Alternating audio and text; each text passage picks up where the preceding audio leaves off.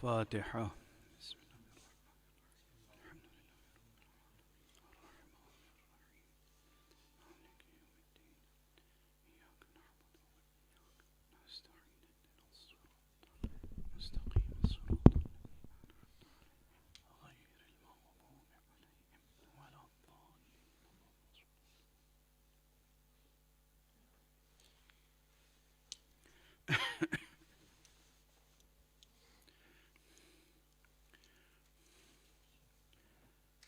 أعوذ بالله من الشيطان الرجيم. بسم الله الرحمن الرحيم. الحمد لله رب العالمين، والصلاة والسلام على أشرف الخلائق أجمعين، سيدنا وسيد الأولين والآخرين، حبيبنا وحبيب إله العالمين، إمام المرسلين وخاتم النبيين، أبي القاسم المصطفى محمد،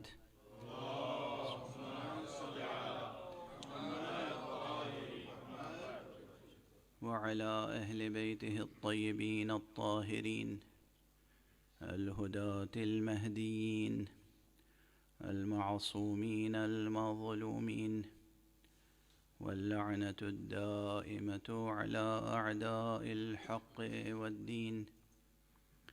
أما بعد، فقد قال الله تعالى عز اسمه في محكم كتابه ومتقن خطابه: بسم الله الرحمن الرحيم.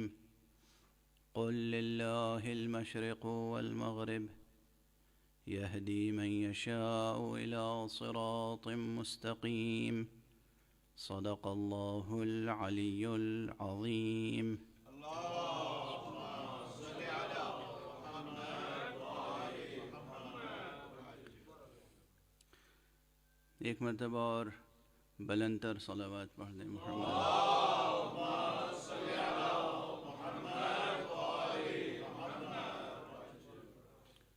قرآن حکیم کے ایک چھوٹے سے فقرے کے ضمن میں مشیت اور حسین کے عنوان سے گفتگو کا سلسلہ جاری ہے. میں گزارش کر چکا آپ حضرات کے سامنے کہ یہ عنوان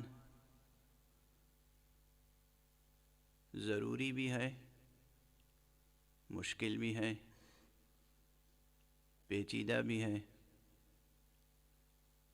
اور یہ عنوان جبر و اختیار، قضاء و قدر، جبر و تفویض اور اس طرح کے دوسرے مشکل عناوین اور مبہم عناوین سے بھی جڑا ہوا ہے. لیکن میری کوشش یہ رہی ہے ہمیشہ، جب سے میں اس منبر حسینی کی خدمت کر رہا ہوں، میری کوشش یہ رہی ہے کہ ایک تسلسل فکری برقرار رہے، اور وہ تسلسل آگے بڑھتا رہے، رکے نہیں، ٹھہرے نہیں.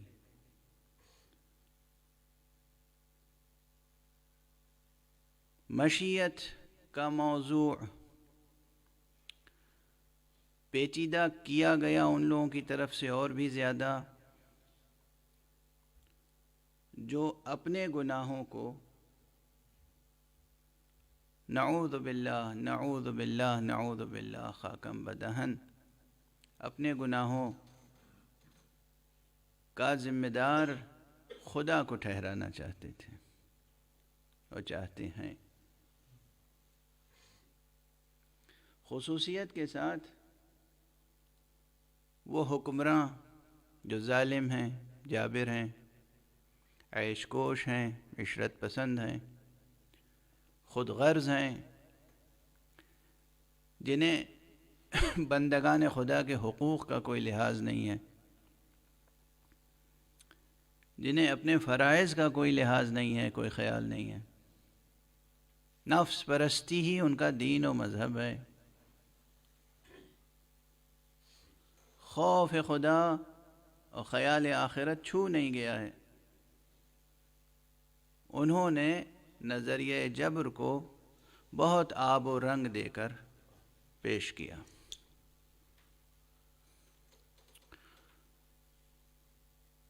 فلسفیوں کو خریدا، مصنفوں کے قلم خریدے گئے، بے ضمیروں کے بے قیمت ضمیر بڑی قیمتوں پہ خریدے گئے، اور یہ بات بہت قوت کے ساتھ پھیلائی گئی کہ نظام جبر ہے، اور جو کچھ یہاں ہوتا ہے وہ بس مشیت رب سے ہوتا ہے۔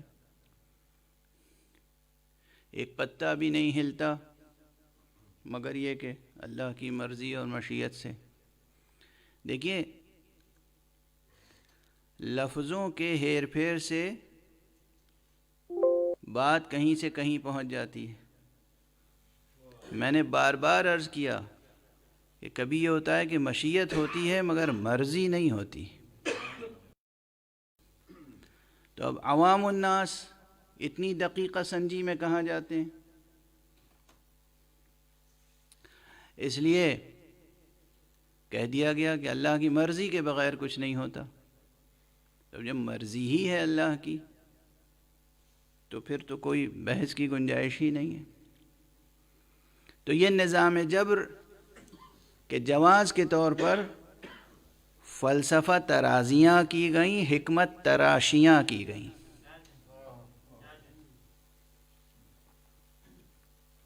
اس لیے بھی اس موضوع پر گفتگو ضروری ہے۔ یہ نہیں کہ اس موضوع پر گفتگو نہ کی جائے، ضروری ہے گفتگو، وضاحت ضروری ہے۔ اور قرآن مجید کی عبارتوں کے اندر پوشیدہ معانی کا متلاطم سمندر ایسا ہے کہ اس کی ہر موج میں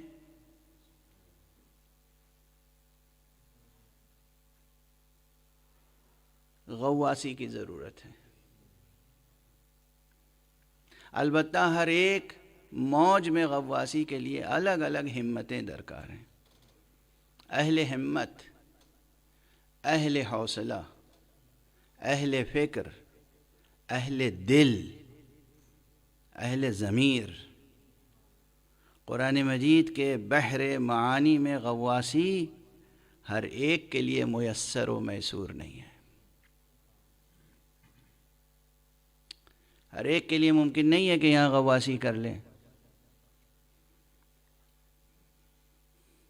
اور اسی لیے مترجمین، حاشیہ نگار، مفسرین حاشیے لکھتے رہتے ہیں اور تفسیریں کرتے رہتے ہیں، لیکن قرآن مجید پھر بھی پکار کے کہتا ہے کہ ابھی تم ہمیں سمجھ نہیں پائے۔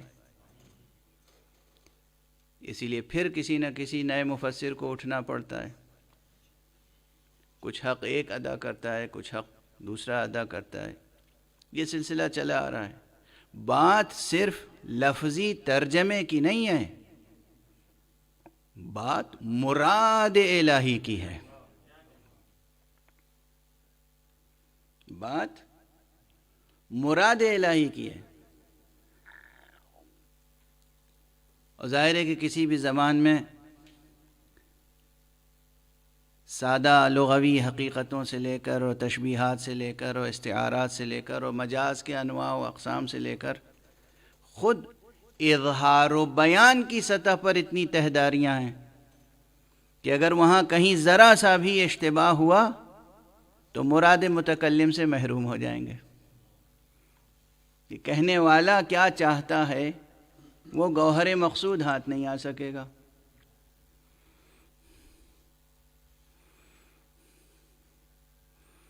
حضرت حق سبحانہ و تعالیٰ کی مرضی، رضا اس کی ممکن نہیں ہے کہ کسی باطل امر سے متعلق ہو جائے۔ حضرت حق سبحانہ و تعالیٰ کی رضا ممکن نہیں ہے کہ کسی طرح کی بھی ناانصافی سے متعلق ہو جائے۔ حضرت حق سبحانہ و تعالیٰ کی رضا کسی حال میں، کسی مرتبہ وجود میں ممکن نہیں ہے کہ ظلم سے متعلق ہو جائے۔ حضرت حق سبحانہ و تعالیٰ کی رضا ممکن نہیں ہے کہ کسی بھی طور میں اطوار موجود کے قبح سے متعلق ہو جائے، ناممکن ہے یہ چیزیں۔ حضرت حق سبحانہ و تعالیٰ کی رضا ممکن نہیں ہے کہ کسی بھی شأن میں شؤون وجود کے شر سے متعلق ہو جائے۔ یہ سب چیزیں بالکل روشن رہنی چاہیے۔ جن لوگوں نے ان چیزوں کو نظر انداز کیا، انہوں نے بس سادہ سا ایک بیان عوام الناس کے ذہنوں میں بٹھانا شروع کر دیا۔ یہاں تو جو کچھ ہوتا ہے بس خدا کی مرضی سے ہوتا ہے، درخت کا کوئی پتا بھی نہیں ہلتا مگر اللہ کی مرضی سے۔ یہ لفظ مرضی کا استعمال دیکھیے، ہے نا ذہنوں میں یہ بیٹھا ہوا، سنا ہوگا آپ نے، سینکڑوں بار، ہزاروں بار سنا ہوگا۔ بات یہ اس طرح سے نہیں ہے جس طرح سے کہی جاتی ہے، اور باتوں کا تو عالم یہ ہے کہ کبھی کبھی کلمہ بظاہر حق ہوتا ہے لیکن مراد باطل ہوتی ہے۔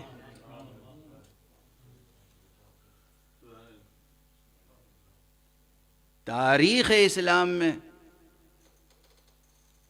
جو جنگ رسول اللہ صلی اللہ علیہ وآلہ وسلم نے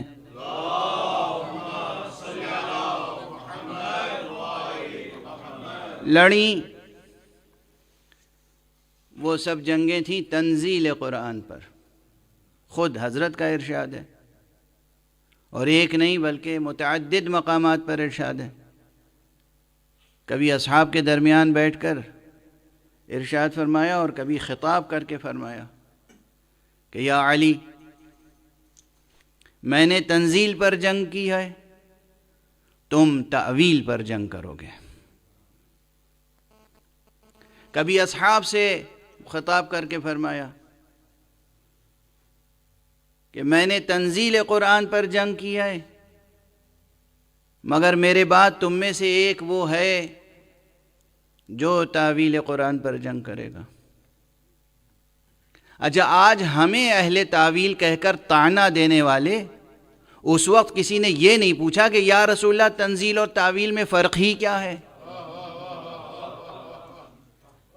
لیکن نا بہت سی اصطلاحیں اور بہت سے مفاہیم بعد میں تحریف کا شکار ہوئے، لیکن اس وقت بہت واضح تھے۔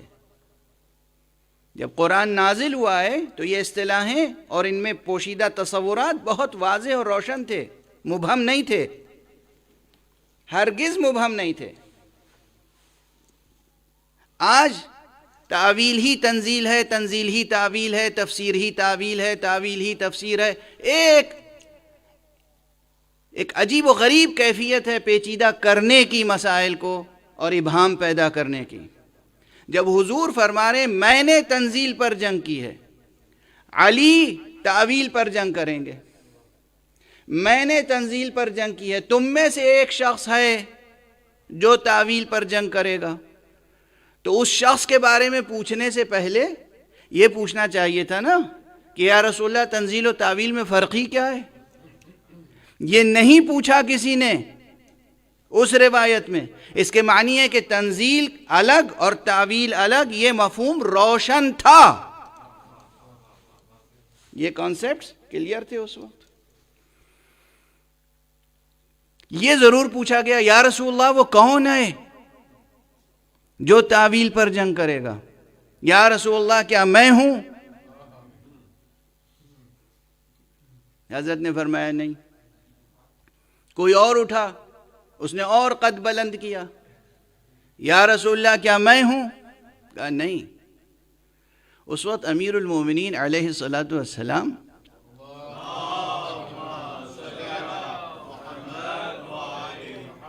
یہ تاریخ ہے، محدثین کی کتابیں بلا اختلاف مسلک دیکھ لیجئے، کیا شان ہے حضرت ابو تراب کی، کیا شان ہے خدا کی قسم۔ کیا خاکساری ہے، کیا انکساری ہے، کیا بو ترابی ہے۔ اس نور کے پیکر نے کیا خاکسارانہ ظہور اختیار کیا تھا۔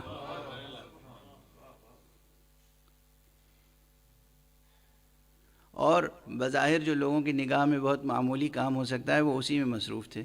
رسول اللہ کی بھی ادائیں اور علی کی بھی ادائیں۔ رسول اللہ صلی اللہ علیہ وآلہ وسلم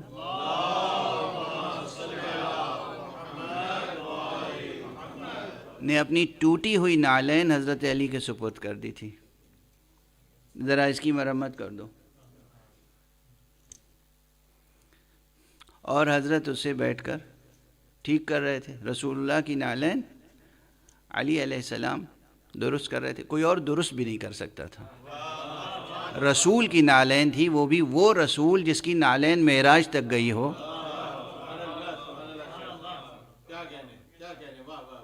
اس نعلین میں کوئی اور ہاتھ بھی لگا سکتا تھا؟ حضرت علی نعلین درست فرما رہے تھے تو عربی میں اس کے لیے تعبیر تھی خاصف النعل۔ تو لوگوں نے پوچھا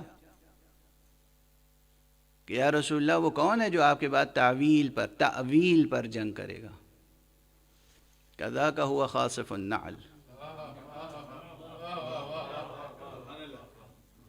دیکھیں یہاں بھی یاد رکھیے گا کہ میں نے عرض کیا کہ متعدد بار یہ روایتیں سامنے آئی ہیں، متعدد بار ارشاد فرمایا ہے حضور نے، لیکن مناقب و فضائل و مراتب و منصب و عہدہ امیر المومنین سے متعلق جہاں جہاں بات آئی ہے وہاں نام کم لیا ہے، اوصاف زیادہ گنائے گئے ہیں۔ اس لیے کہ اصول یہی ہے، نام تو کوئی بھی رکھ سکتا ہے، وصف اپنی ذات میں پیدا کرنا بہت دشوار ہے۔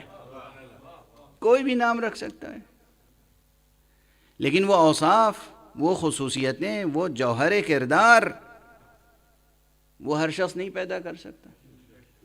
فرمایا وہ خاصف النعل، وہ جو میری نعلین درست کر رہا ہے وہ تعویل پر جنگ کرے گا۔ تو تعویل پر جنگ کون سی ہوئی؟ اب پہلے ہی یہ روایت ہے، مسند احمد ابن حنبل اٹھا کر دیکھ لیں اور دوسری کتابیں اٹھا کر دیکھ لیں، اور صحیح السند حدیثیں ہیں، صحیح السند حدیثیں ہیں کہ حضرت نے فرمایا میں تنزیل پہ جنگ کر رہا ہوں اور میرے بعد علی تعویل پر جنگ کریں گے۔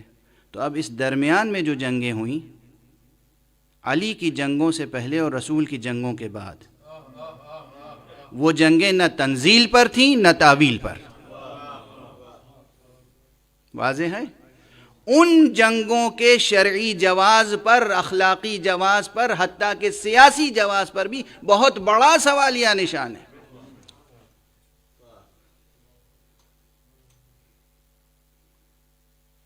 واضح ہے؟ اب اس جملے کو دہراؤں گا نہیں، آپ ایک صلوات پڑھ دیجئے محمد۔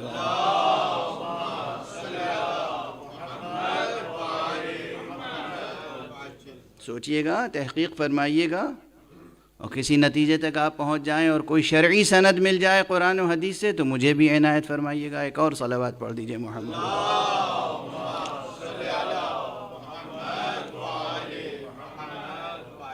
حضور نے جو جنگیں کی وہ تھی تنزیل قرآن پر، اور اس کے بعد امیر المومنین علی ابن ابی طالب علیہ السلام نے جو جنگیں فرمائیں وہ معلوم ہے، جنگ جمل ہے، جنگ صفین ہے، جنگ نہروان۔ یہ تینوں جنگیں علی نے لڑی، اور ان تینوں جنگوں کا جواز رسول کا اعلان۔ یہ تعویل پر جنگیں تھیں، یہ تعویل پر جنگیں تھیں۔ اب خلاصہ ان جنگوں کا کیا تھا؟ نماز پر جنگ ہوئی تھی، روزے پر ہوئی تھی، زکوٰۃ پر ہوئی تھی، جہاد پر ہوئی تھی، ارکان عبادات میں سے کسی رکن پر ہوئی تھی۔ یہ ہوئی تھی امامت علی ابن ابی طالب اور ولایت علی ابن ابی طالب علیہ السلام کے موضوع پر۔ عنوان یہی تھا۔ جب عنوان یہی تھا اور رسول نے فرمایا تعویل قرآن پر جنگ ہوگی، اس کے معنی ہے یہ نتیجہ لے کے جائیے پورے قرآن مجید اور تنزیل کی تعویل سے ایک رشتہ ہے علی ابن ابی طالب علیہ السلام کی امامت کا۔ ایک صلوات پڑھ دیجئے محمد و آل محمد۔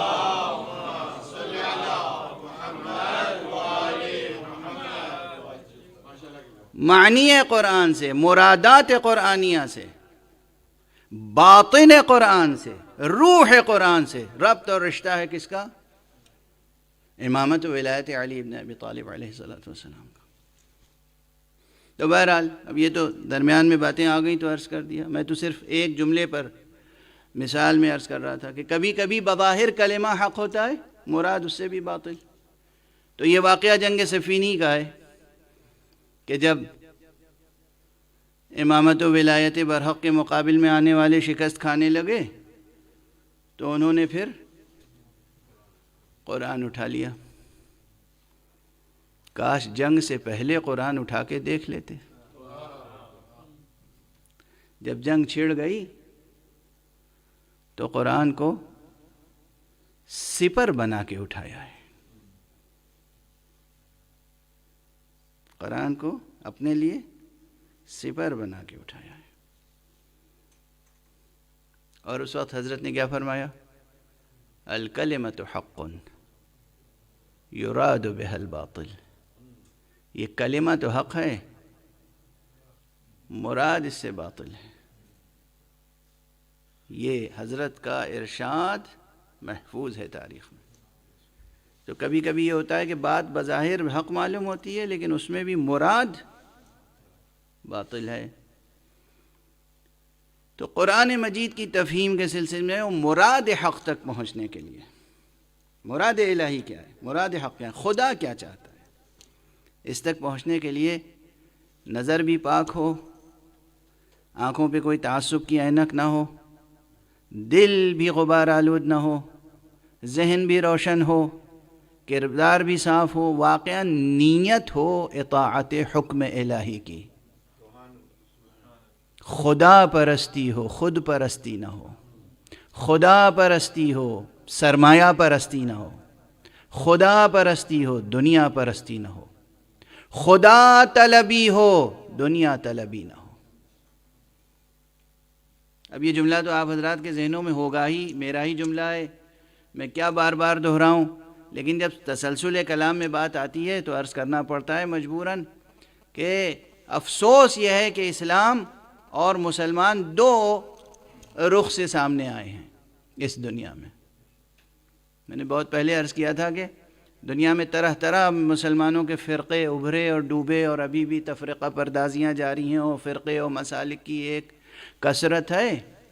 میں تو بس دو قسم کے اسلام سے واقف ہوں، دو قسم کے مسلمان سے واقف ہوں۔ ایک ہے الہی اسلام، ایک ہے سیاسی اسلام، اور ایک ہے الہی مسلمان اور ایک ہے سیاسی مسلمان۔ فرق دونوں میں کیا ہے؟ فرق بھی واضح ہے سبق کی طرح۔ سیاسی مسلمان وہ ہے جو اسلام کو اپنے اقتدار کے لیے استعمال کرے، الہی مسلمان وہ ہے جو اپنے اقتدار کو اسلام پر قربان کرے۔ اسلام کی حفاظت کے لیے اپنے اقتدار کو اور اپنی جان و مال ہر چیز کو قربان کر دینا، یہ شان مسلم، نہ کہ اپنے اقتدار کے لیے اسلام کو قربان کر دینا، اپنے اقتدار کے لیے قرآن کو قربان کر دینا۔ بہرحال تو یہ چیزیں ہیں تو بہت واضح، لیکن پھر بھی کبھی کبھی واضح باتوں کی بھی وضاحت کرنی پڑتی ہے۔ یہ ہے مشکل زندگی کی، اس دنیاوی زندگی کی، اس دار غفلت کی۔ انسان کی نگاہوں کے سامنے بار بار غفلت کے پردے پڑتے رہتے ہیں۔ تو کبھی کلمہ حق ہوتا ہے، مراد باطل۔ اب یہ جبر و اختیار کا مسئلہ یا مشیت کا مسئلہ، اس میں بہت سے مقامات ایسے ہیں کہ جہاں حق سبحانہ و تعالیٰ کی آیتوں کو نقل کیا گیا لیکن اس کے مراد کے برخلاف، مراد کے برخلاف بہت دور لے گئے مراد الہی سے۔ مثلا یہی اصل وجہ کیا ہے میں عرض کروں، اور ایک بالکل ہی دقیق علمی مسئلہ ہے. اگر آپ حضرات ایک صلوات پڑھ دیں تو میں پھر وہ بھی عرض کرتا ہوں.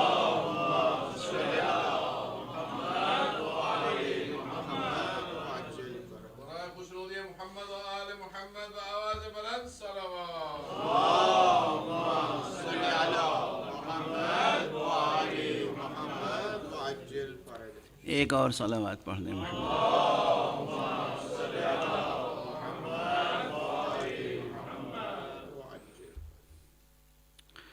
وہ دقیق مسئلہ یہ کہ علوم اسلامیہ میں سے ایک علم ہے علم کلام،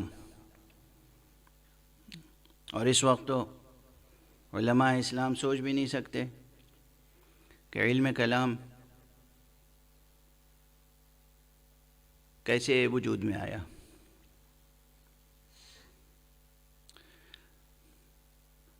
علم فقہ اکبر اپنی جگہ ہے.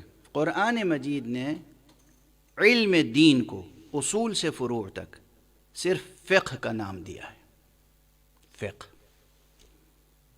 یاد رکھیے گا، قرآن نے علم دین کو فقہ کا نام دیا ہے، اصول سے فروع تک. اب بعد میں علماء نے ایمانی حقائق اور علمی حقائق، قلبی حقائق، جنہیں عام طور پر عقائد کہتے ہیں، ان عقائد کے لیے، حقائق علمیہ اور حقائق معرفت کے لیے، معرفی حقائق کے لیے فقہ اکبر کا عنوان قائم کیا. یعنی توحید، عدل، نبوت، امامت، آخرت، صفات حق، اسماء حق، افعال حق، یہ جو بحثیں ہیں ان سے متعلق جو بحثیں تھیں ان کو فقہ اکبر کا عنوان دیا. جو روزمرہ کی زندگی سے متعلق تھے مسائل، فروع دین سے متعلق جسے کہتے ہیں، عبادات سے لے کر معاملات تک، اسے فقہ اصغر کا نام دیا. بعد میں کچھ ایسا ہوا کہ لفظ فقہ مخصوص ہو گیا فقہ اصغر کے ساتھ، اور فقہ اکبر سے متعلق بات کی جانے لگی علم کلام میں. یہ علم کلام و اصطلاح کہاں سے آ گئی؟ اور خود ائمہ اہل بیت علیہم الصلاۃ والسلام نے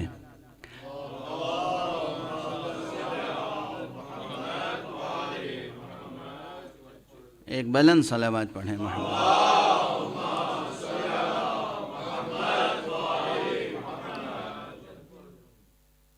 حضرت صلی اللہ علیہ وآلہ وسلم کے اہل بیت سے ہونے والے ائمہ دین اور ائمہ مسلمین اور ائمہ بشریت نے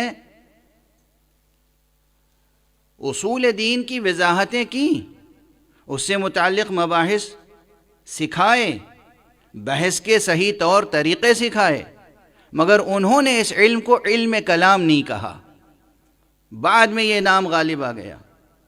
بلکہ بعض روایتیں ایسی بھی ہیں کہ جہاں کلام کی مذمت کی گئی ہے. روایت میں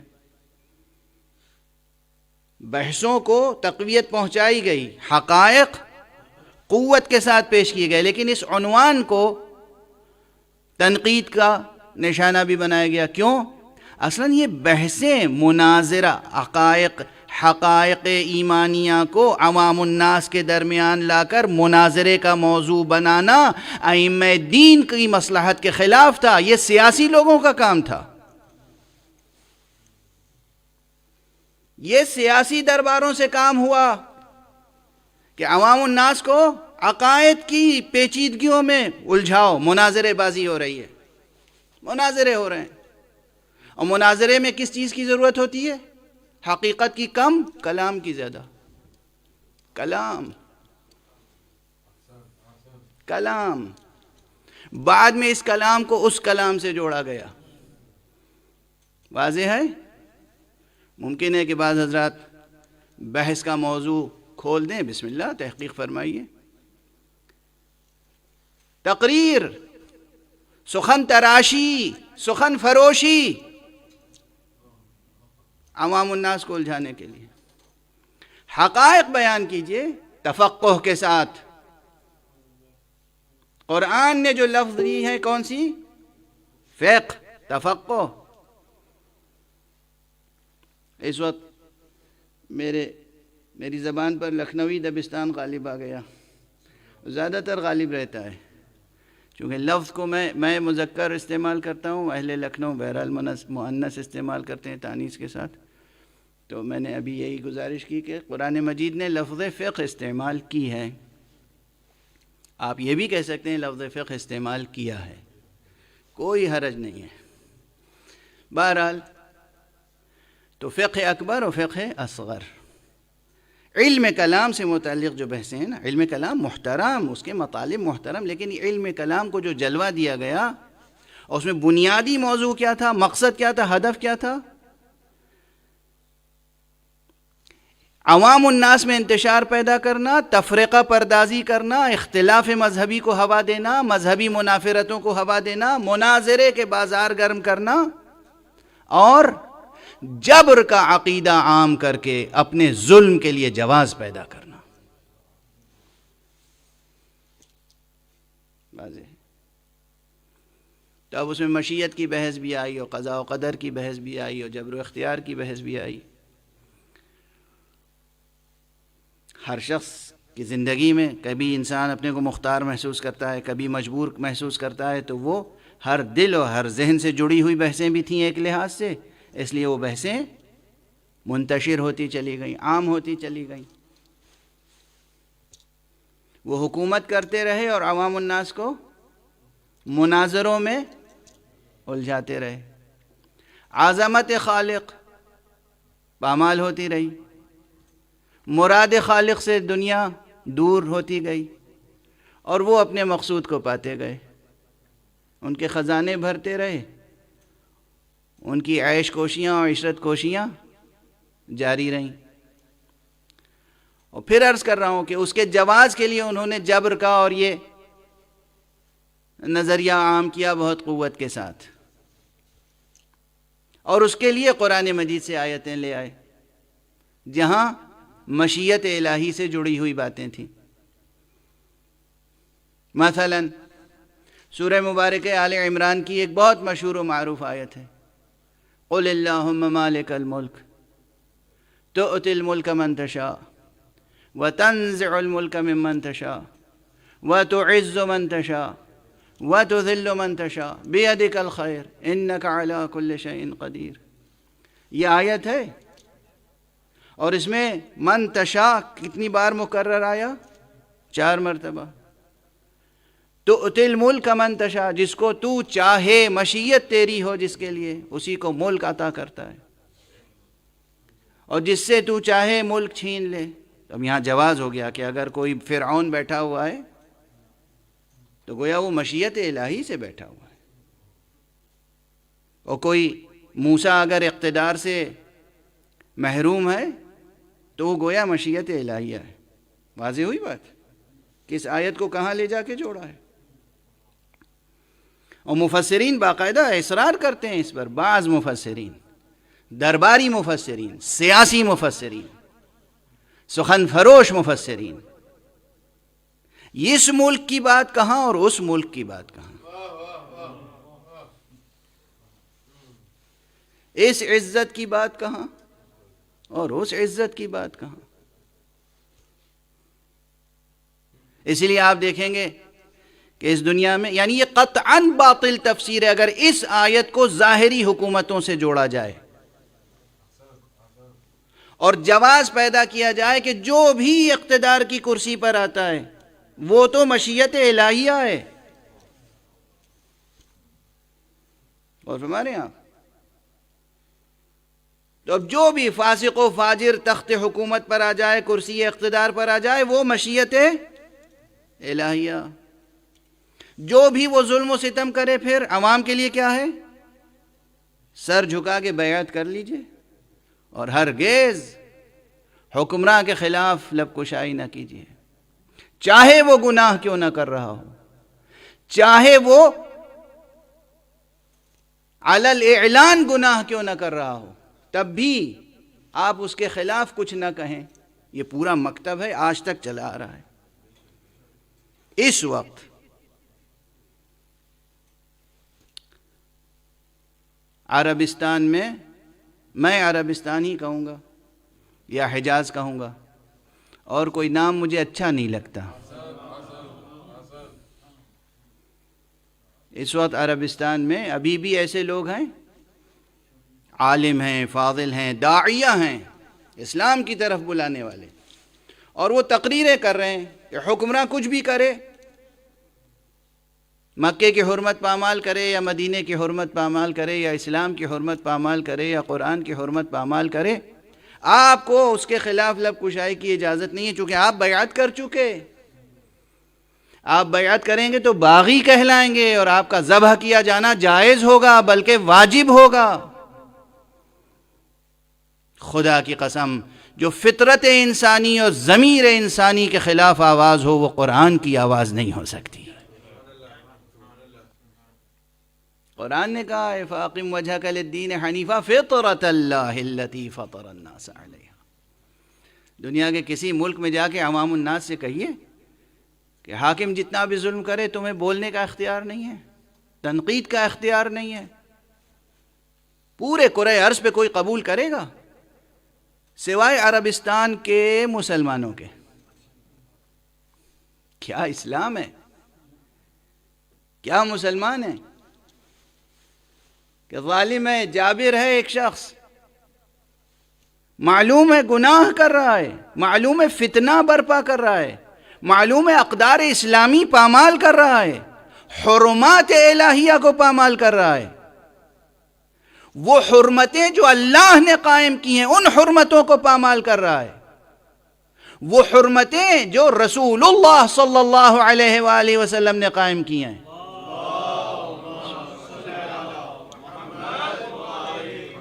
ان حرمتوں کو پامال کر رہا ہے۔ نہیں، آپ اس پہ تنقید نہیں کر سکتے۔ آپ دیکھیں اس وقت عربستان تک کیا، ہمارے ہندوستان میں کتنے بڑے بڑے داعیہ موجود ہیں، داعیہ مقدس عالم، ان کے علم میں، کمال میں، تقدس میں، خانقاہ نشینی میں کسی چیز میں کوئی شبہ نہیں کر سکتا، لیکن ایک کلمہ اس وقت جو ظلم ہو رہا ہے عربستان کی سرزمین پر، اس وقت جو حرمات الہیہ پامال ہو رہے ہیں، کیا کوئی ایک کلمہ کسی نے کہا؟ کہیں سے آواز آئی؟ الداعیہ، اسلام کی طرف بلانے والے، یہ اسلام کی طرف بلانے والے ہیں یا کفر کی طرف بلانے والے ہیں؟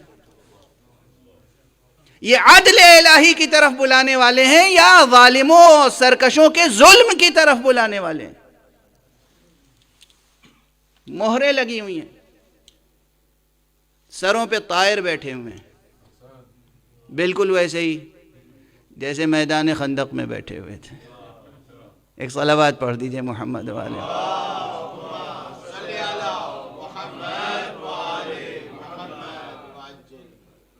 سروں پہ طائر ہیں، علم و تقوی کا بوجھ اتنا ہے کہ آنکھیں نہیں کھلتی، سر نہیں اٹھتا، خانقاہ سے قدم باہر نہیں نکلتا۔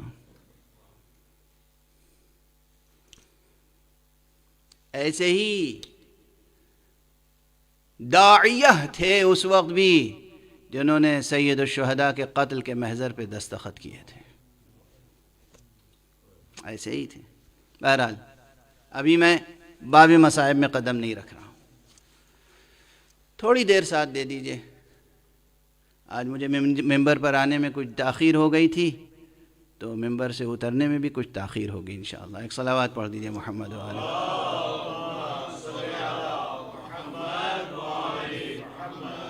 اتنی سرد صلوات بھیجیں گے تو پھر اور تاخیر کروں گا۔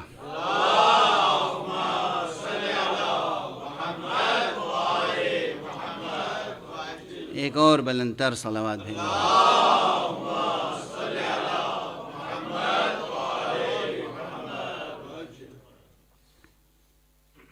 تو گفتگو کا دامن سمیٹتا ہوں اور خلاصہ مطلب عرض کرتا ہوں کہ بہت سے حضرات اس آیت کو اور اس سے مشابہ آیتوں کو لے کر آتے ہیں، وہ خدا نے تو خود فرمایا ہے، قل اللہم مالک الملک، آپ رسول اس طرح دعا کیجئے کہ تو مالک ملک ہے، اللہم مالک الملک، تو مالک ملک ہے، اور پھر تؤتی الملک من تشاء، جسے چاہتا ہے تو ملک عطا کرتا ہے، وتنزع الملک ممن تشاء، اور جس سے چاہتا ہے تو ملک چھین لیتا ہے۔ اس کی تفسیر سے لے کر تعویل تک ایک عظیم سلسلہ ہے مطالب کا. اس میں کوئی شک نہیں کہ ظاہر سے لے کر باطن تک ہر قسم کا ملک، ہر قسم کا اقتدار حضرت حق سبحانہ و تعالی کے پاس ہے. اس میں کوئی شک نہیں. سورہ تبارک الذی بیدہ الملک میں بھی ہے، تبارک الذی بیدہ الملک وہو علی کل شیء قدیر. بابرکت ہے وہ ذات جس کے قبضہ قدرت میں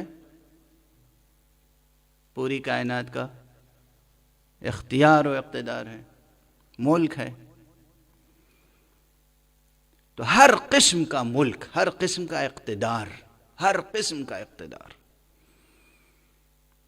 حق سبحانہ و تعالیٰ کے پاس ہے. لیکن ہر وقت، ہر مقام پر، ہر موقع پر وہ اپنا ہر قسم کا اقتدار استعمال نہیں کرتا. یہ ایک چیز ذہن عالی میں رہے، یہ بہت کلیدی مطلب ہے.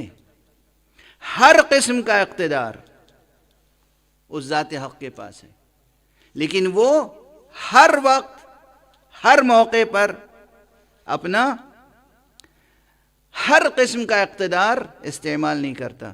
اگر ہر قسم کا اقتدار استعمال کرے تو یہ نظام مکمل طور پر نظام جبر ہو کے رہ جائے. اسی لیے نفاذ اقتدار کے مرحلے ہیں. اس کے پاس پوری قدرت ہے، پوری طاقت ہے، پورا ملک تا ملکوت اس کا اقتدار ہے،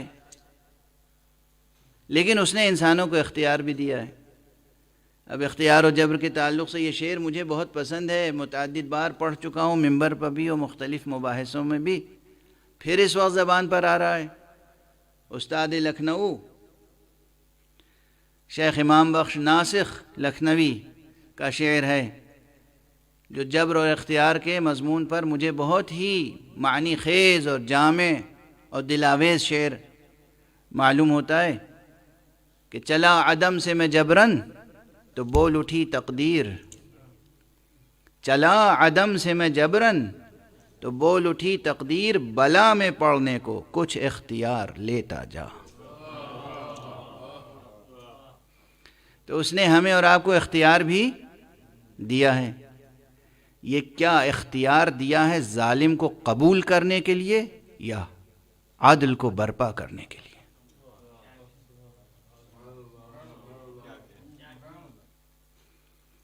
انسان اپنے روشن ذہن اور ضمیر سے جواب دے. اللہ سبحانہ و تعالی نے انسانوں کو جو تھوڑا سا بھی اختیار اس دنیا میں دیا ہے وہ ظلم کرنے کے لیے دیا ہے یا عدل قائم کرنے کے لیے؟ جواب دیں. ظلم کرنے کے لیے یا عدل قائم کرنے کے لیے؟ انصاف طلبی کے لیے یا ستم رانیوں کے لیے؟ حق نے جو اختیار دیا، اللہ نے جو اختیار دیا، اللہ نے جو قدرت دی، اللہ نے جو طاقت دی، اللہ نے جو آزادی دی، وہ آزادی باطل کی خدمت کے لیے دی ہے یا حق کی خدمت کے لیے؟ یہ سوچ کر فتویٰ دیں علماء اسلام کہ تخت اقتدار پر، کرسی اقتدار پر اگر یزید قابض ہو تب بھی وہ برحق چونکہ خلیفہ تھا، لوگوں نے اس کی بیعت کر لی تھی، اس لیے اس کے خلاف بغاوت جائز نہ تھی. جس نے بغاوت کی اس کا قتل کیا جانا جائز تھا. اس لیے حسین کے لیے مغفرت کی دعا کیجئے کہ اللہ انہیں معاف فرما دے. کیا ویژن ہے، کیا نقطہ نظر ہے، کیا اسلام ہے، کیا تفکر ہے. ایسا سیاہ تفکر کہیں نہیں دیکھا ہم نے. دنیا کی، پوری دنیا کی قوموں میں یہ تفکر رکھنے والے مسلمان ان سے زیادہ شقی کوئی نہیں ہو سکتا. ان سے زیادہ شقی کوئی نہیں ہو سکتا. خدا کی قسم اگر اس کرۂ ارض پر مسلمانوں سے بہتر کوئی قوم نہیں ہے تو مسلمانوں سے بدتر بھی کوئی قوم نہیں. جو ان کے بہترین ہیں وہ بہترین ہیں، اور جو ان کے بدترین ہیں وہ بدترین ہیں، جو بہترین ہیں وہ بہترین ہیں۔ حق قائم کرنے والے، حق کی راہ میں جان دینے والے، اپنے لہو سے کلمہ لا الہ الا اللہ کی تحریر کو فروغ دینے والے، وہ بھی مسلمان ہیں، اور وہ بھی مسلمان ہیں جو اس وقت سے لے کر آج تک کہ اگر کرسی اقتدار پر کوئی ظالم و جابر ہو تو آپ اس کے خلاف کچھ کہیں نہیں، تنقید نہیں کر سکتے، تنقید نہیں کر سکتے۔ غیر مسلم ملکوں میں رہ کر غیر مسلم حکمرانوں پر مسلمان تنقید کر سکتے ہیں، مگر اسلامی ملکوں میں رہ کر مسلمان حکمراں پر مسلمان تنقید نہیں کر سکتے۔ اللہ نے یہ اجازت نہیں دی، شریعت اسلام نے یہ اجازت نہیں دی۔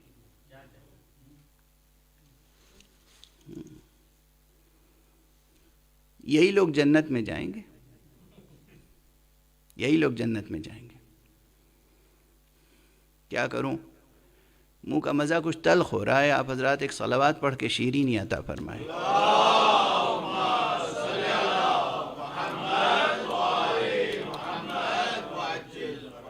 ایک اور بلند صلوات پڑھ دیجیے۔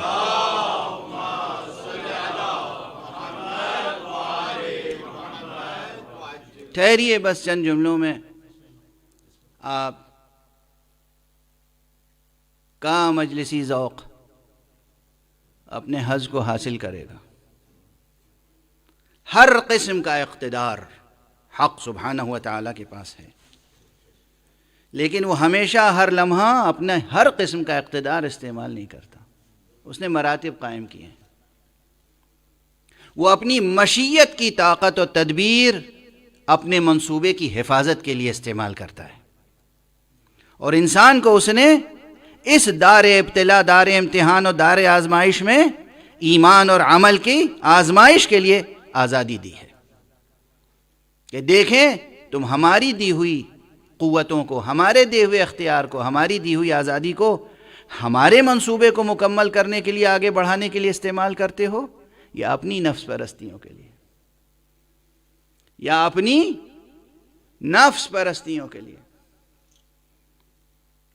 لیکن انسان ظاہر ہے کہ ہوس پرست انسان، نفس پرست انسان جائز یا ناجائز طریقوں سے اقتدار تک پہنچنا چاہتا ہے۔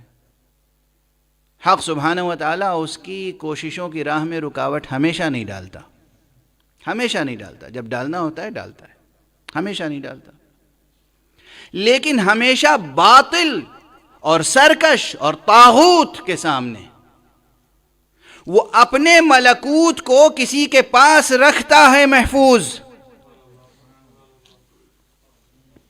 اور بار بار ایسا موقع سامنے آتا ہے کہ جب کرسی اقتدار پر، بظاہر کرسی اقتدار پر بیٹھنے والا تدبیر مسائل میں جب تھک جاتا ہے، ہار جاتا ہے، عاجز ہو جاتا ہے، تو اس کے در پہ آتا ہے جس سے اقتدار چھین لیا تھا، مگر آتا اسی کے در پر ہے کہ آپ کے بغیر مسئلہ حل نہیں ہو سکتا، اور جب مسئلہ حل ہوتا ہے تو کہتا ہے کہ میں تو ہلاک ہو جاتا اگر آپ نہ ہوتے۔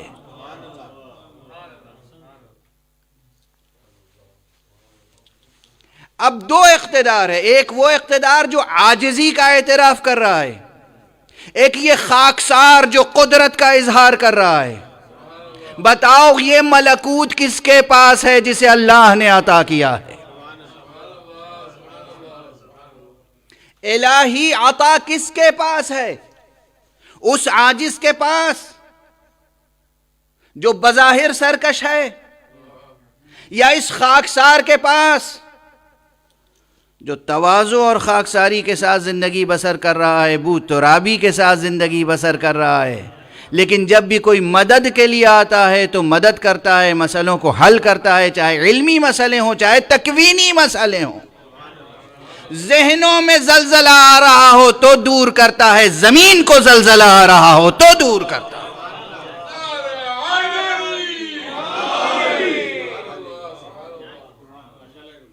یہ ہے جسے اللہ ملکوت عطا کرتا ہے، یہ ہے جسے اللہ ملک عطا کرتا ہے۔ مجھے بتائیں ملک فرعون کے پاس تھا یا خضر کے پاس؟ الہی ملک کس کے پاس تھا؟ مجھے بتائیں الہی ملک، خدا داد ملک و اقتدار کس کے پاس تھا؟ قیصر و کسریٰ کے پاس یا در یتیم عبداللہ کے پاس؟ مجھے بتائیں خدا داد ملک کس کے پاس تھا؟ باغی شام کے پاس یا علی مرتضیٰ کے پاس؟ کس کے پاس تھا؟ ہاں، یہ تاریخ، یہ مسئلہ بحث طلب ہے۔ قل اللہم مالک الملک، خدا اپنی مشیت سے جو ملک عطا کرتا ہے کسے عطا کرتا ہے؟ ظالموں کو، جابروں کو، جفاکاروں کو، ستمگاروں کو۔ خدا اپنی عنایت سے جسے ملک عطا کرتا ہے، اپنی مشیت سے جسے ملک عطا کرتا ہے، وہ کون سا ملک ہے جو وہ عطا کرتا ہے؟ یہ ظاہری ملک، یہ زمینی اور زمانی اور آنی و فانی ملک، یا وہ باقی و جاویدانی ملک کہ جس ملک کی قوتیں یہ ظاہری لمحات اس کا احاطہ نہیں کر سکتے؟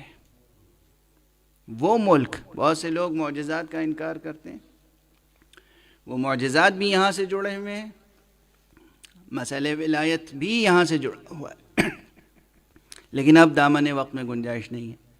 اگر وقت رہا تو انشاءاللہ کل یہ بحث آگے بڑھے گی۔ ذہن عالی روشن رکھیں، قلب میں یہ بات جاگزی رہے، حق سبحانہ و تعالی جو اختیار دیتا ہے، جو ارادہ دیتا ہے، وہ نظام حق کے قیام کے لیے دیتا ہے، نظام باطل کے قیام کے لیے نہیں۔ حق سبحانہ و تعالی جو ملک عطا کرتا ہے، جو بھی نعمتیں عطا کرتا ہے، وہ عدل و انصاف پروری کے لیے عطا کرتا ہے، ظلم و ستم شعاری کے لیے نہیں عطا فرماتا۔ اور اس کے ملک کے مراتب ہیں، اس کی عطا کے مراتب ہیں۔ اس کی عطا سے ظالموں اور جابروں کے اقتدار کو سند جواز نہ عطا کی جائے۔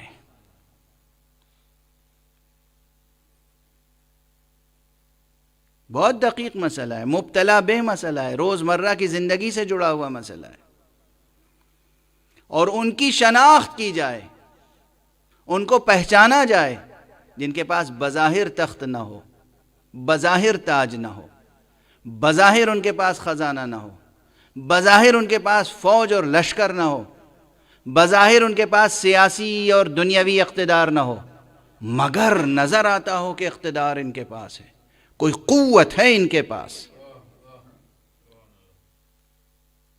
اسی لیے اب مسالک کا حجاب ہٹا کے عرض کروں، بہت سے خانقاہ نشین بزرگ بھی ایسے گزرے، آپ نے سنا ہوگا، برابر سنتے ہوں گے، کہ سلطان وقت ان کی ڈیہڑی پہ آتا تھا، اور وہ بھی ایسے تھے کہ وہ اعلان کر دیتے تھے کہ اگر سلطان وقت ایک دروازے سے آئے گا تو دوسرے دروازے سے میں نکل جاؤں گا، میں ملاقات نہیں کروں گا۔ نہ صرف یہ کہ خود جا کر مل نہیں رہے ہیں، بلکہ وہ آ رہا ہے، بادشاہ سلامت تشریف لا رہے ہیں، پھر بھی نہیں مل رہے ہیں، ملنا نہیں چاہتے، اور اس کے باوجود بادشاہ کے اندر یہ قدرت نہیں ہے، یہ سکت نہیں ہے، اس کے دل دماغ میں یہ خیال نہیں پیدا ہوتا کہ ان کے خلاف کوئی ایکشن کیا جائے۔ یہ کون سی ہیبت ہے، یہ کون سی قدرت ہے، یہ کون سی طاقت ہے؟ اس کا بھی اظہار ہوا ہے نہیں تاریخ میں بار بار۔ ائمہ اہل بیت علیہم الصلاۃ والسلام کی حیات طیبہ میں بھی یہ واقعات موجود ہیں بعنوان معجزہ۔ حضرت امام زین العابدین سید الساجدین علی ابن الحسین علیہ الصلاۃ والسلام،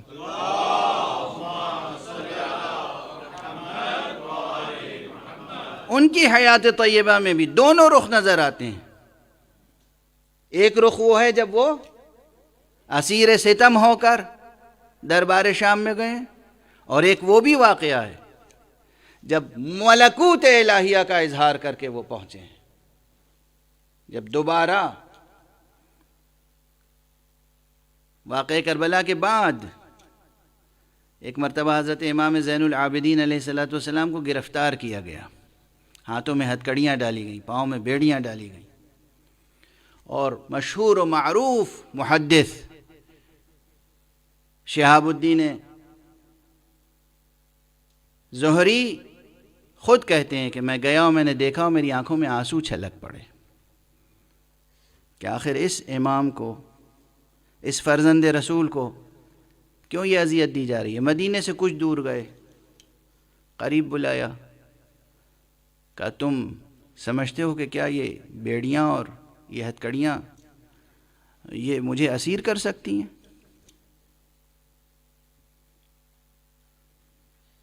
اور اس کے بعد کچھ دیر کے بعد، وہ تاریخوں میں موجود ہے، کچھ دیر کے بعد لوگوں نے دیکھا تو آپ وہاں تشریف فرما نہیں تھے، موجود نہیں تھے، بیڑیاں وہیں پڑی ہوئی تھیں، ہتھکڑیاں وہیں پڑی ہوئی تھیں، موجود نہیں تھے۔ اس ایک واقعے میں کتنے قسم کے معجزات ہیں، کتنے قسم کا ملکوت الہی اور اقتدار الہی یہاں سامنے آیا ہے۔ تلاش ہوئی، جستجو ہوئی، معلوم ہوا کہ اسی وقت جس وقت یہاں آپ غائب ہوئے اسی وقت وہاں ظاہر ہوئے، دمشق میں، اموی دربار میں، اور ایک جلال کے انداز میں کہا آخر مجھ سے تیرا کیا تعلق ہے، کیوں اذیت کرتا ہے؟ کہا میں تو بس یہ چاہتا ہوں کہ آپ یہاں تشریف فرما رہے ہیں، مدینے میں نہ رہیں، یہاں رہیں، دمشق میں رہیں، ہمارے دربار کی زینت رہیں۔ کہا نہیں، یہ ممکن نہیں ہے، مجھے میرے حال پر چھوڑ دے، اور واپس مدینے تشریف لے آئے۔ غور فرما رہے ہیں آپ؟ طی الارض کا معجزہ، طی زمان کا معجزہ، زمان و مکان کے شرائط جو ظاہری ہیں وہ ٹوٹ کے سب رہ گئے یا نہیں؟ ایک وہ ہے جو تخت اقتدار پر ہوتے ہوئے عاجز نظر آیا، ایک یہ ہے جو بیڑیوں میں اور ہتھکڑیوں میں اسیر ہوتے ہوئے مقتدر نظر آیا۔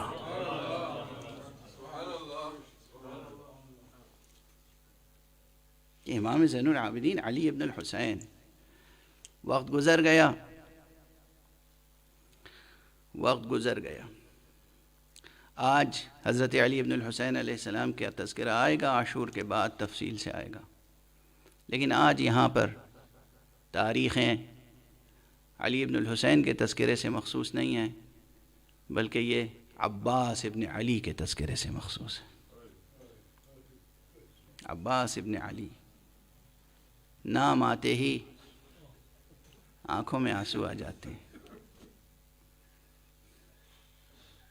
پروردگار آپ حضرات کو کسی غم میں نہ رولائے سمائے غم اہل بیت کے۔ عباس کی شخصیت بڑی عظیم شخصیت ہے، عظیم شخصیت،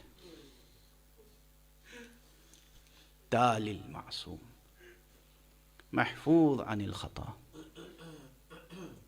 اجازت دیجیے چند دقیقے توجہ رکھیے گا۔ عباس وہ مظلوم ہیں، شجاع ترین ہوتے ہوئے مظلومیت کی اس منزل پر ہیں کہ اصحاب حسینی میں سے ہر ایک کا لاشا تقریباً حسین اٹھا کر لائے، اور بنی ہاشم میں سے بھی شہید ہونے والوں میں سے ہر ایک کا لاشا اٹھا کے لائے، ایک لاشا نہیں آیا تو عباس کا۔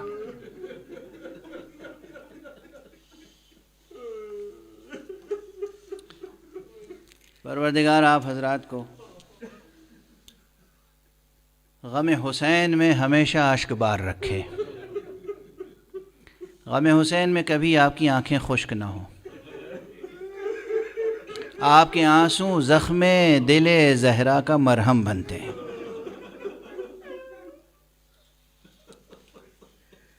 آپ کے آنسو زخم دل مصطفیٰ کا مرہم بنتے ہیں۔ غم سید الشہداء وہ ہے جس میں آقائے دو جہاں رسول اللہ نے گریہ فرمایا ہے، حسین کی موجودگی میں گریہ فرمایا ہے، اور روز عاشورہ گریہ فرمایا ہے۔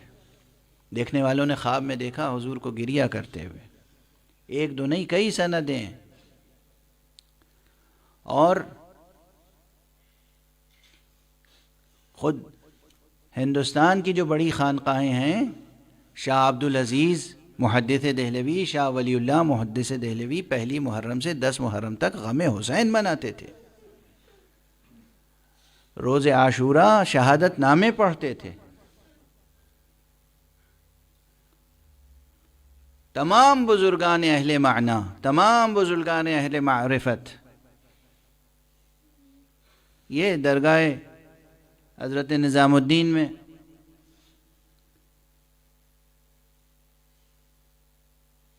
دس دن باقاعدہ مجلسیں ہوا کرتی تھیں. مجھے یقین ہے کہ اب بھی ہوتی ہوں گی.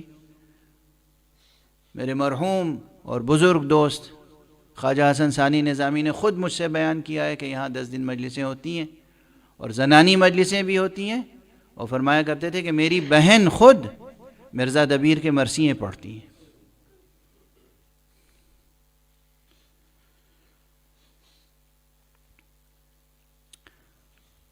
یہ تہذیب اعضا یہ صرف ایک مسلک سے متعلق نہیں ہے. عظمت غم سید الشہداء، عظمت غم سید الشہداء، تمام باضمیر انسان اس کو محسوس کرتے ہیں. بہرحال اب دامن وقت میں بالکل گنجائش نہیں ہے، مگر میں چاہتا ہوں ایک خاص منظر آپ کو دکھا دوں. آقا حسین کی بے کسی.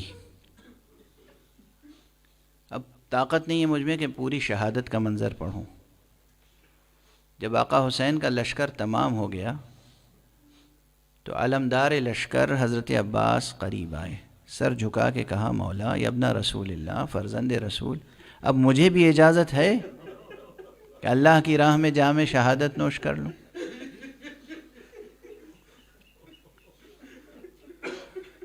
حضرت امام حسین نے فرمایا کہ بھیا تم تو میرے لشکر کے علم بردار ہو.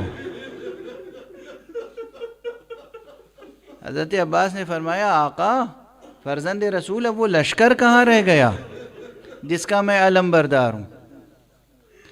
میں پہلے کبھی ان دونوں جملوں کی وضاحت کر چکا ہوں، دونوں بہت معنی خیز اور عظیم جملے ہیں. آقا کا یہ کہنا کہ تم میرے لشکر کے علم بردار ہو، اس لشکر میں آقا حسین کا لشکر کوئی معمولی لشکر نہیں تھا، زمین تا آسمان حسین کا لشکر تھا، جس میں تمام انبیاء موجود تھے، تمام ملائکہ موجود تھے، فرشتے موجود تھے، جن موجود تھے. بہت بڑا لشکر تھا، اور یہ شرف ہے عباس کا کہ اتنے بڑے لشکر کے علم بردار عباس تھے. ہاں ظاہر میں یہ چھوٹا سا لشکر تھا، 72 نفوس پر مشتمل. آقا نے جب کہا تم تو ہمارے لشکر کے علم بردار ہو تو وہ بھی معنی خیز جملہ ہے، وہاں باطن کی طرف اشارہ ہے. اور جب عباس نے سر جھکا کے کہا کہ اب وہ لشکر کہاں رہ گیا جس کا میں علم بردار ہوں، یہ ظاہری لشکر کی طرف اشارہ ہے. آقا نے فرمایا کہ اگر جانا ہی ہے تو بچوں کی آواز سن رہے ہو، العطش العطش کی آوازیں بلند ہیں، پیاسے بچوں کے لیے پانی کی سبیل کے ارادے سے جاؤ، مشق لے لو، جاؤ، خدا حافظ. حضرت عباس تشریف لے گئے. اب ٹھہریے گا، بس یہاں پر ایک منظر عرض کرنا چاہتا ہوں. وہ اہل معنی، وہ اہل کشف، وہ اہل درد جنہیں یہ شرف حاصل ہوا ہے کہ انہوں نے واقعہ کربلا کو اپنی آنکھوں سے دیکھا ہے، اس وقت بھی اور بعد میں بھی. وہ نقل کرتے ہیں کہ روز عاشوراء ترتیب اس طرح تھی کہ آقا امام حسین علیہ السلام نے 2 بڑے علم سجے تھے. یوں تو 12 علم سجائے تھے آپ نے، چھوٹے چھوٹے 12 علم سجائے تھے، تاریخ عرض کر رہا ہوں. اور 2 بڑے علم تھے. ایک علم اپنے خیمے کے سامنے نصب کر دیا تھا، اور اسی کے پھرہرے کے نیچے اپنے فرس مبارک پر تشریف فرما تھے. صبح عاشور سے مستقل اسی جگہ تھے، جاتے تھے میدان میں پھر وہیں آ کر کھڑے ہو جاتے تھے، جاتے تھے میدان میں پھر وہیں آ کر کھڑے ہو جاتے تھے. جب کوئی پکارتا تھا السلام علیکہ یا ابا عبداللہ، اے فرزند رسول آپ پر سلام، یا ابن رسول اللہ علیکہ منی السلام، اے فرزند رسول آپ پر میرا سلام، جاتے تھے اس کا لاشا اٹھاتے تھے، لا کے رکھتے تھے فسطاط میں، پھر اسی جگہ آ کر اسی پرچم کے نیچے کھڑے ہو جاتے تھے۔ ایک پرچم وہ تھا جو آپ نے حضرت عباس کے ہاتھ میں دے دیا تھا۔ اب جب خود حضرت عباس تشریف لے گئے ہیں تو نہ پوچھئے کہ خیمے میں مخدرات عصمت و طہارت کا کیا عالم تھا۔ زینب، ام کلثوم، رباب، لیلہ، فضہ، سکینہ، فاطمہ بنت الحسین، رقیہ بنت علی، پورے اہل حرام در خیمہ پہ کھڑے ہوئے ہیں اور سب کی نظر روح مبارک حسین پر ہے۔ بیویوں کی نظر آقا حسین کے چہرے پر ہے۔ آقا حسین اپنے گھوڑے پر، اپنے فرس پر تشریف فرما ہے، نگاہ میدان میں ہے، نگاہ میدان میں، میدان کربلا میں نشیب و فراز ہے۔ جب آقا عباس کسی بلند مقام پر ہوتے ہیں تو پرچم نظر آتا ہے، علم نظر آتا ہے۔ جب کہیں نشیب میں جاتے ہیں علم بھی نظر نہیں آتا تو حسین رکاب پر زور دے کر اٹھتے ہیں اور دیکھنے کی کوشش کرتے ہیں۔ اجرکم علم نظر آ جاتا ہے تو اطمینان ہوتا ہے۔ حسین کے چہرے پر اطمینان بیویوں کو سکون دیتا ہے۔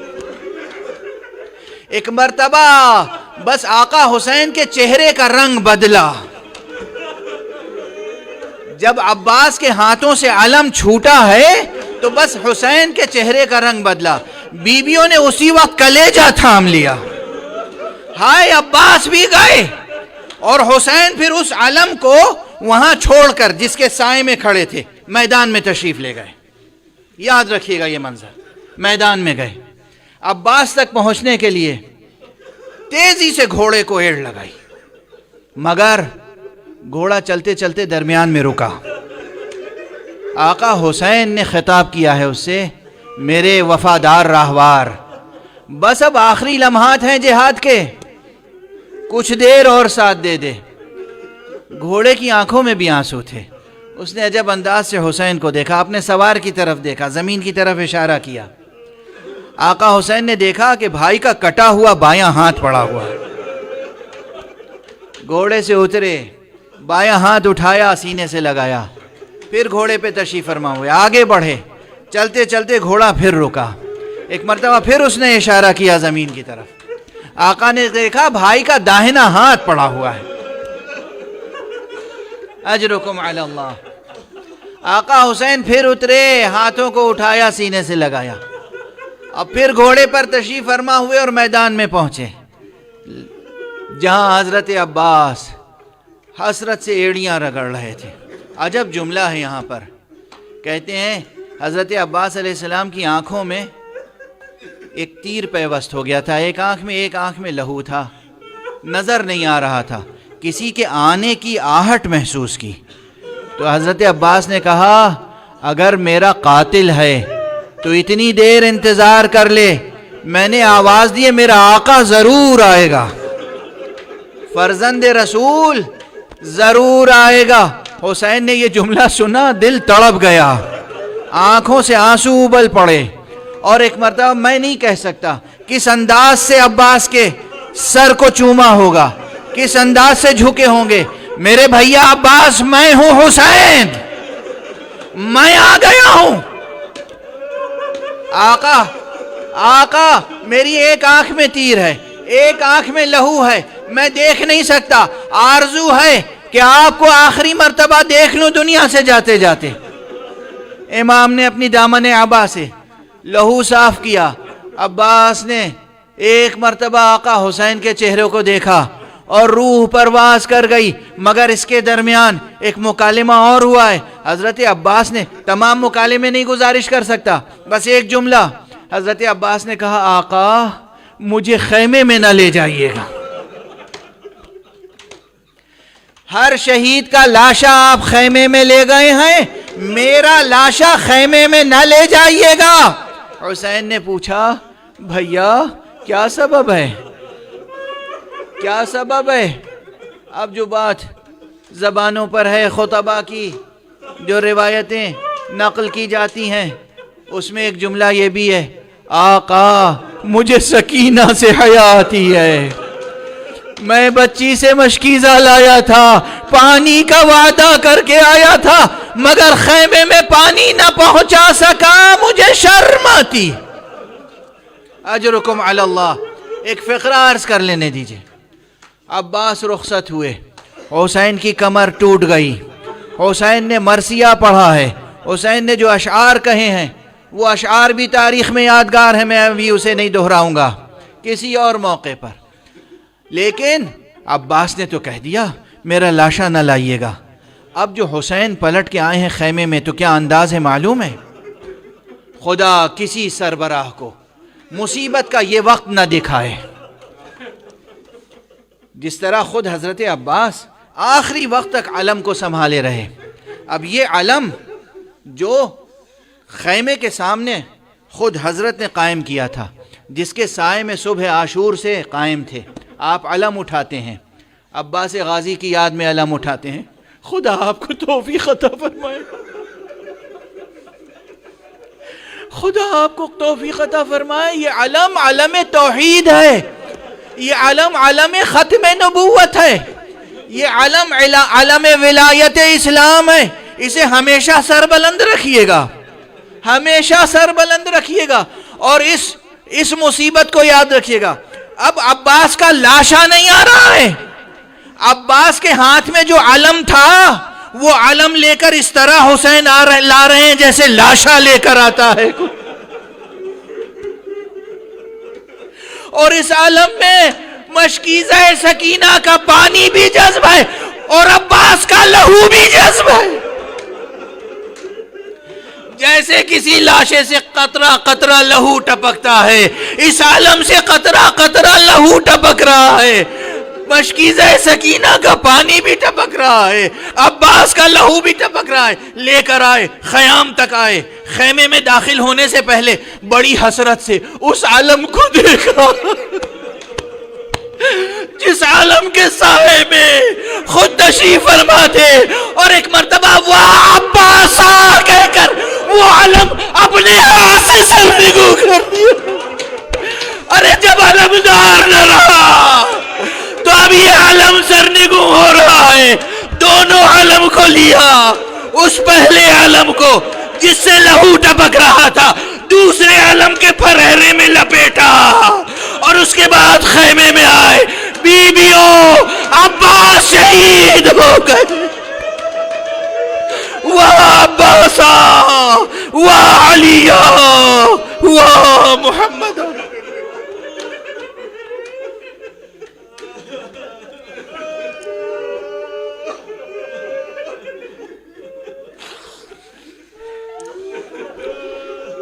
انا للہ وانا الیہ راجعون، رضا بقضائہ وتسلیما لامرہ۔